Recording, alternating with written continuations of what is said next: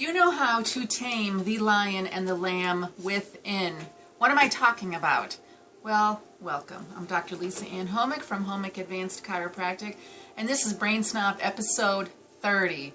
I want everybody to be a brain snob. It's not an insult, it's a high compliment. It means you know a lot about the brain so you can have amazing experiences. Your brain makes your body, you make your life.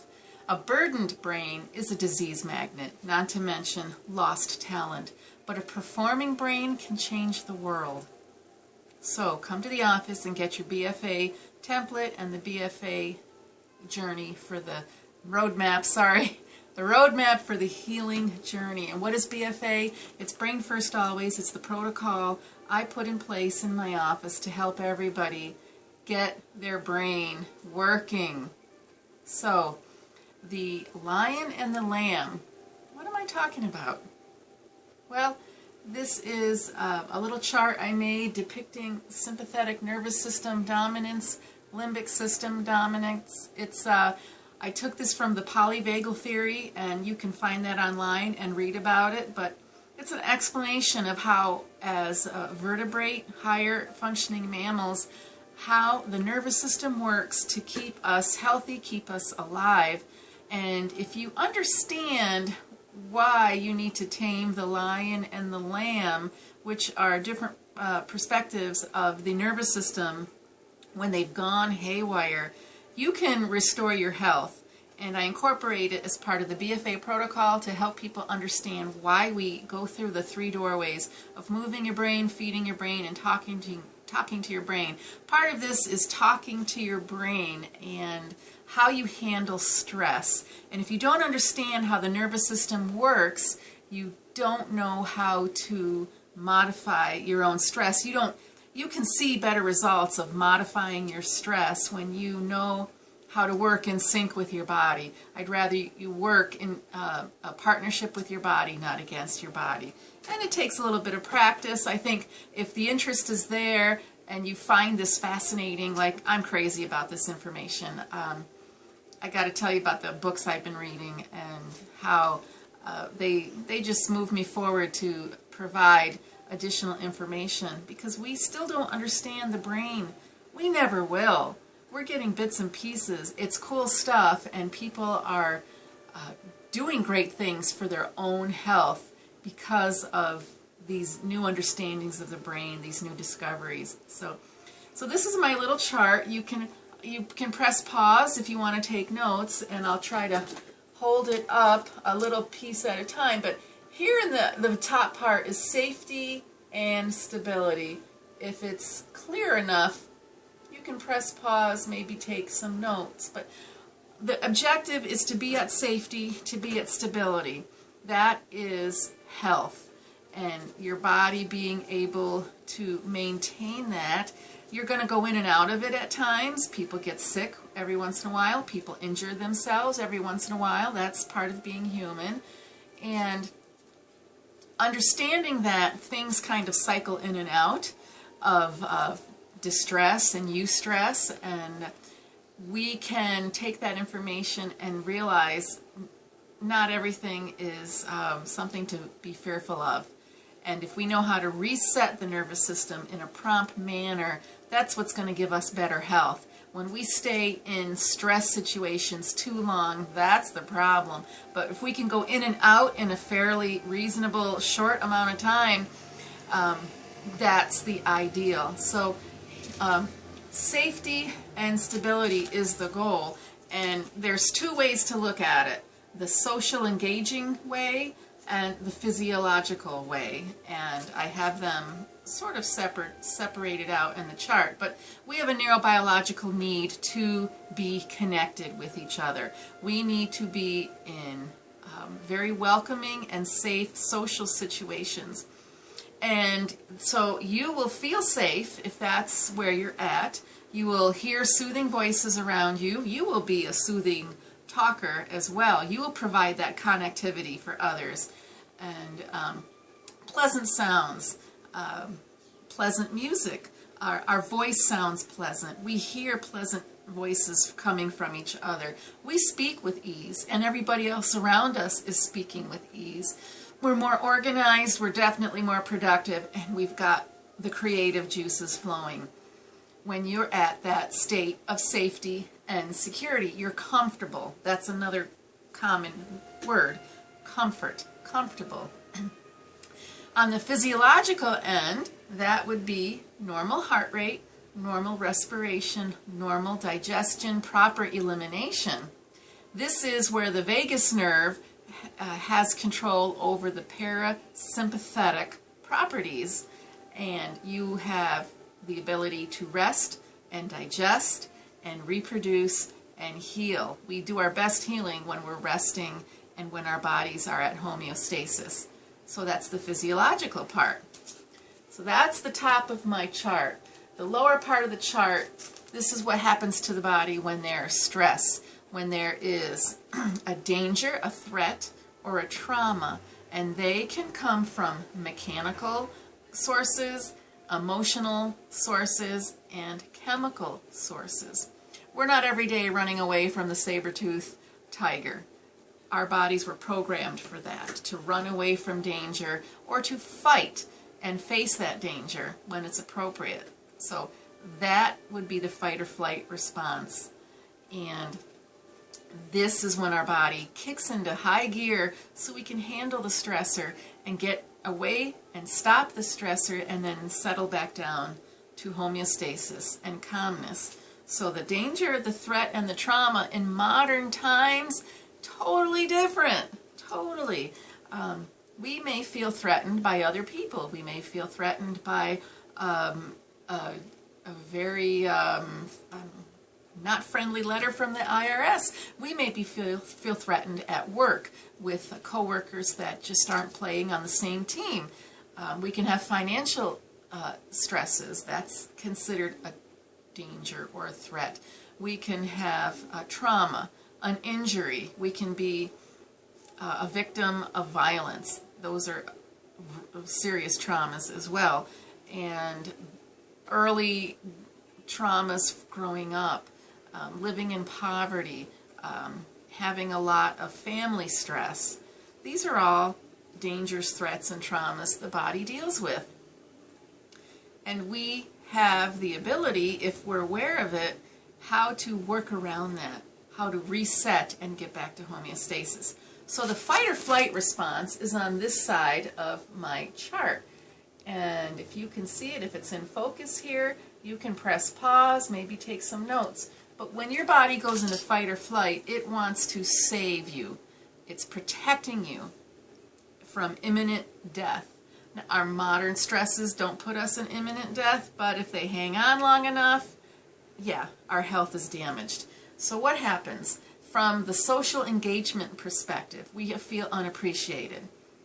We feel intimidated. We have flat expression. Verbal attacks are coming at us. We have a hoarse voice. We're anxious. We feel alone, ignored, fearful, rejected. We're also angry, and we can feel isolated. We can feel there's conflict, and we're defensive. And also, we may be putting that on other people as well. So also look at how you can be a stressor to someone else. If you are making somebody feel unappreciated, if you are intimidating somebody, if you're verbally attacking somebody, if you are angry and putting that anger on somebody else, think about that side as well, because we are connected to each other. We want to be nice to each other. And sometimes we're the ones that fall and we're creating a trauma to somebody else. But if also, as that's happening, we all react the same way physiologically. When you're in the fight or flight stress response, there's an increased demand on your heart, on your lungs, and on your muscles. All the blood goes away to your muscles so you can run or fight.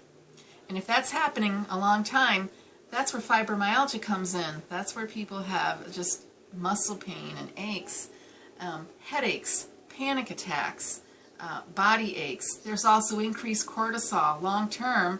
That's not good for your body, and it gets burned out over time. Increase of inflammation, because you want that blood flow, but the inflammation, if it goes on too long, that's damaging to the body. Inflammation helps a wound heal, but too much inflammation at the chronic stage is not helpful for healing. You have increased glucose. That's what gets the muscles going. You need that sugar just sent in a hurry to your muscles. So an increase in glucose. So if our stress, if we don't really need to use our muscles during that stressful part, then the glucose is going everywhere and it's damaging the organs. So the glucose is out of control. And a lot of digestive trouble, because now the vagus nerve is shut down. That parasympathetic is shut down. You're no longer digesting. And if you're bringing food in your body when you're still in a stress state, guess what? It's not going to go well. Your body is going to have to do something, and it's not pleasant. During this state, a person can have excessive energy. That's where we call somebody hyperactive. They can't relax. And that's where the panic attacks are, that's where the anxiety is, the anxiousness. When you can't relax because that fight or flight state is stuck on overdrive. So there's a physiological reason for that. And if we understand the ways to calm that down and reset back to homeostasis, right here in the middle of the chart, see these arrows going up? Reset promptly. When we don't reset promptly, that's ill health. Because remember, things happen. Stress is going to happen. But it should be short-lived, and your body should be able to monitor itself and respond and get back to the reset process appropriately. Now, the freeze or faint side of our stress over here, freeze or faint, that's the extreme other end of the pendulum swinging, when you are so absolutely exhausted from the stress. Cold-blooded animals, the non-vertebrate animals, they play dead. That's how they protect themselves. So we have that play dead in us as well, and that's called the freeze or faint phenomena of the stress response. And that's when you've reached the exhaustion point. You've been in this for too long, and there's shutdown happening. Other animals may play dead. We may play just overly exhausted and like totally out of fuel. So shutdown is the word that comes to mind. Somebody who's sleeping excessively, they're in emotional shutdown. They're also in physical shutdown. Extreme low energy. So a person feels helpless, they're withdrawing, and chronic fatigue. Also on the physiological side, along with chronic fatigue, diabetes, autoimmune disorders, and there's a whole slew of them, depression, and organ failure. So there's an extreme decrease in blood pressure and a decrease in your respiration. So some people get excited when they have low blood pressure, but think about it first. If it's real low, are you at the opposite end of the stress response and your body has just gotten to that point because it's been extreme? Your life has been very extreme with mental stress and emotional stress and chemical stress as well. These are so we have the fight or flight on this side, freeze or faint on this side. And we want to reset. We want to get back to our safety and stability in an appropriate amount of time. And there's a lot of therapies that can be put into place to do this. Walk through those 3 doorways. Moving your brain, feeding your brain, talking to your brain. The lion and the lamb, what is that? Well, the lion is going to be fight or flight. That's the lion side. The lamb is over here on the freeze or faint, because the lamb is meek and tiny and probably withdrawing is more appropriate. We have the lamb and lion in all of us. We have them both. So we have to tame them. Everyone focuses on the ferocious lion, the mean, the attack, the fight, and the running, the strong. So this is the lion side. But the lamb is also, you need to tame that as well. Lambs are cute, but no, they are weak, and we don't want to be in lamb mode, because that we're just extreme with low energy. We don't have the fight in us. We've given up, and we don't want to get to that point either, because I don't want to see tissue reserves being gone, tissue resilience being gone. We want to be able to reset back to that safety and stability. So we can move the brain with chiropractic adjustments and exercise, and also appropriate sleep. Sleep to replenish, not sleep because it's awesome extreme exhaustion or withdrawing from everything. And the feeding the brain is the right nutrition, because even chemical insult will put the body in fight or flight. We know excess sugar raises your heart rate.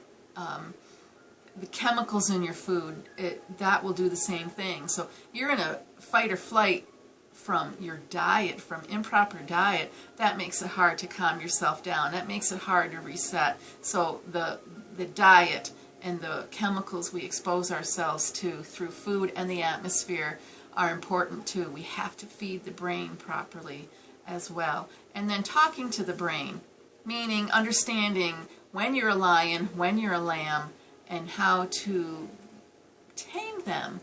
And I have my favorite stress management books. I've got a reading list, and come to the office and get it. Some are easy to read, some are a little more in depth, but the way you react to your stresses is important, and the different practices you engage in order to calm your body down and restore homeostasis is important as well. So there's a lot of mental practice involved as well, and the chiropractic and the diet will boost the mental practice. So all three of these doorways work together in concert, and they're just great to have in your tool bag. I invite you to dive in and learn how to do this. If you want a copy of this nervous system chart and that explains the limbic system, the sympathetic system, and the taming the lion and lamb, come to the office and get a copy of this as well. So let's dive in. And how do we do that? We read the blog. It's called createpurpose.com. You start a conversation in this video at the comments section. You watch the orientation video that's on my website. You click the like button so people know that this is a well-liked video. Hit that notification bell so you'll get updates when a new video is ready, and click subscribe. And become a brain snob so that you can be a positive ripple effect in your community. Thanks for watching.